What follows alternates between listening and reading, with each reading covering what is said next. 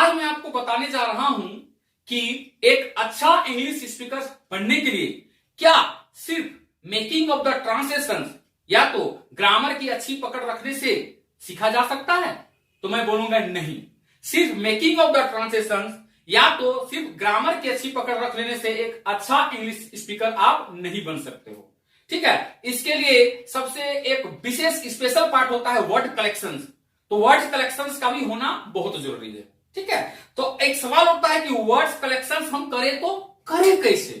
तो जनरली हम लोग क्या देखते हैं कि डिक्शनरी लेते हैं, पेज उलाटते हैं, लिखते हैं या रटते हैं, माइंड में 2 दिन 4 दिन 5 दिन रखते हैं, 10 दिन बाद खत्म, रटना पड़ता है। तो आज मैं आपको बहुत इजी वे में आसान तरीके से वर्ड कलेक्शंस करने का कुछ वे बताऊंगा, जिससे आप आसानी से वर्ड को कलेक्ट कर सकते हो, आप उसको यूटिलाइज भी कर सकते हो, एक लंबे समय तक उसको माइंड में आप रख सकते हो। कैसे, तो मैं कुछ इन अंदाज से बताना चाहूंगा। ठीक है, तो चूंकि आप लोग नाम सुने होंगे कंस, हाँ वही कंस, सोचिए ज्यादा नहीं, कंस वही कंस, कृष्ण के मामा कंस, महाभारत युग में थे कंस। ठीक है, तो चूंकि हम भी जानते हैं, आप भी जानते हैं कि कंस एक बहुत दुराचारी राजा हुआ करते थे, बहुत ही दुराचारी राजा। वो गरीबों पर, किसानों पर, मजदूरों पर बहुत अत्याचार किया करते थे। ठीक है, तो उनके कारागार में बहुत मजदूर थे, बहुत गरीब थे। ठीक है, उसके बीच उस दौर में मैं भी था, लेकिन अंतर यही था कि सभी मजदूरों का मैं मॉनिटर हुआ करता था, कैप्टन यू कैन थिंक। ठीक है, तो मैं कैप्टन हुआ करता था। तो एक दिन क्या होता है कि अचानक कंस ने सभी मजदूरों को बुलावा भेजा कि सभी मजदूरों को बुलाओ। तो कंस ने सभी को बुलाया। कंस ने क्या किया, सभी, तो सभी का इंग्लिश क्या होता है, ऑल। क्या होता है, ऑल। ठीक है, तो कंस ने ऑल को बुलाया। कंस ने क्या किया, ऑल को बुलाया। तो जब कंस ने ऑल को बुलाया, सभी को बुलाया, तो सभी को डर गए, सहम गए। ठीक है, सोचने का अब होगा पता नहीं क्या, कंस जी क्या करेंगे हम लोगों पर। तब मैं चूंकि एज ए मॉनिटर ग्रुप में था, तो मैंने सबको आश्वासन दिया, ढाढ़स बनाया, हिम्मत दिया मैंने, समझ गए ना, आश्वासन दिया। मैंने कहा कुछ नहीं होगा, काहे डरते हो, चलो ना। कंस ने ऑल को बुलाया है तो चलते हैं। कंस ने किसको किया है, ऑल को बुलाया, ऑल में सभी। कंस ने क्या किया, ऑल को बुलाया। तो कंस प्लस ऑल जोड़ दो।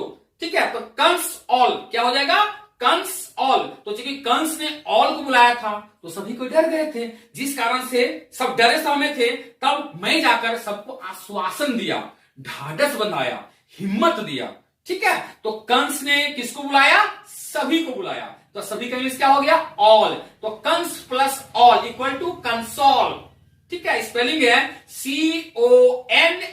CONSOLE, console.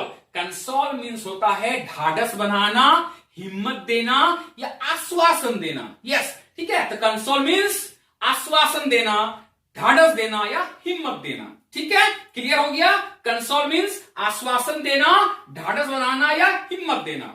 यस दोस्तों, अब मेरा नेक्स्ट वर्ड है, मैं कुछ इस अंदाज से बताना चाहूंगा। तो जो कि आपको पता होना चाहिए, हमारा देश आजाद कब हुआ। हाँ, हमारा देश आजाद हुआ 15 अगस्त 1947 को।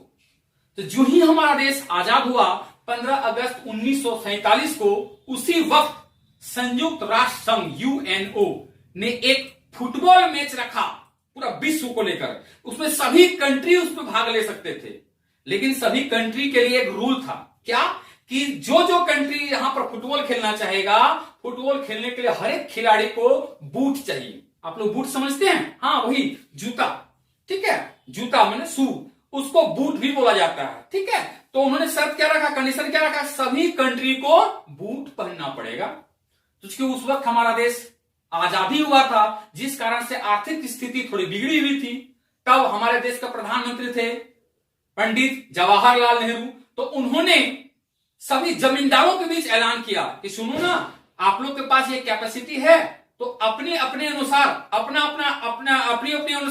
सहायता प्रदान करो, जिससे हर एक कंट्री को, जैसे कि इंडिया खास करके हमारे कंट्री को भी बूट मिल जाए। हमारे कंट्री को क्या मिल जाए, बूट। तो फिर क्या किया, उस वक्त के जमींदारों ने, सभी ने अपनी अपनी ओर से सहायता प्रदान किया, अपना अपना अंश दिया। ठीक है, तब जाकर कंट्री को क्या मिला, बूट। कंट्री को क्या मिला, बूट। क्यों मिला, क्योंकि सभी जमींदारों ने अपनी अपनी ओर से सहायता प्रदान किया।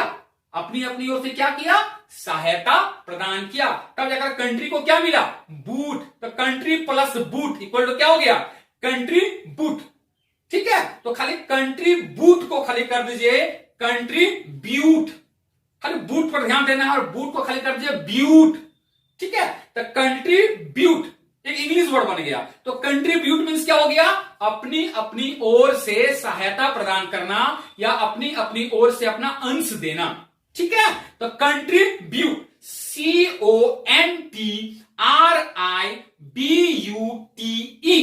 कंट्रीब्यूट। कंट्रीब्यूट मींस अपनी अपनी ओर से सहायता प्रदान करना या अपना अपना अंश देना। तो कंट्रीब्यूट है ना। तो हाँ दोस्तों, इसी प्रकार का मेरा अगला वर्ड है कुछ इस प्रकार, ध्यान दीजिएगा। तो 2-4 दिन पहले की बात बता दे रहा हूं। मेरे घर में बहुत सारे बच्चे हैं। बहुत सारे बच्चे खिलौना के लिए बहुत लड़ झगड़ रहे थे। सब परेशान थे एक दूसरे के लिए। मैं सोचा कि इनों का समाधान कैसे करूं। ठीक है, तो मैंने सारा खिलौना गुस्सा पर आया और आंगन पे फेंक दिया। जब आंगन पे फेंक दिया तो सारे बच्चे रोने लगे। तो मैंने उन लोगों को रोका, देखो सुनो सुनो, सब बच्चे आ जाओ आंगन में, और जो सबसे पहले बटोरेगा वही विनर बनेगा। क्या बनेगा? विनर। उसको मैं प्राइज दूंगा। फिर क्या था, सारे बच्चे सारे खिलौने पर कूद गए और सब बटोरने लगे, हर एक सामान को इकट्ठा करने लगे। सभी खिलौने क्यों इकट्ठा करने लगे। 2 मिनट बाद में बोलने लगा, ए कौन जीता, कौन जीता। तो जीतना का इंग्लिश क्या होता है? विन। क्या होता है? विन। ठीक है, तो मैं क्या बोला? कौन जीता। कौन प्लस विन इक्वल टू क्या हो गया? कौन विन, कौन विन, कौन विन। तब मेरा छोटका बेटा आया और बोला, बेटा पापा पापा मैंने सारा सामान को बटोर लिया, मैंने सारा सामान को बटोर लिया। जब मैंने बोला कौन विन, कौन विन, तो मेरा छोटा बेटा क्या बोला? मैंने सारा सामान को क्या कर लिया? बटोर लिया। तो बटोरना का इंग्लिश होता है कन्विन। खाली कौन विन जो बोलते हैं ना, कौन विन, खाली कौन को प्रोनाउंस के लिए कन्वीन कर दीजिए, कन्वीन। कन्वीन मींस बटोरना या सारा सामान को इकट्ठा करना। ठीक है, तो कन्वीन मींस क्या हो गया? बटोरना या इकट्ठा करना। स्पेलिंग है CONVENE, CONVENE, कन्वीन। हाँ दोस्तों, कन्वीन मींस क्या हो गया? बटोरना या सारा सामान को इकट्ठा करना। क्लियर? मैं 3 वर्ड आज मैं सी से रिलेट बताया हूं। ठीक है, अगर आपको मेरा यह तरीका, ये easy way of the words collection if you like, तो मैं उम्मीद करता हूं कि आप मेरे इस वीडियो को लाइक बटन दबाओगे। Please give the comment, share and subscribe my YouTube channel. ठीक है, क्योंकि मैं नेक्स्ट वर्ड कलेक्शन के साथ बहुत जल्द आपके सामने आ रहा हूं। ओके, धन्यवाद। सब खैर एंड सत श्री अकाल। Thank you.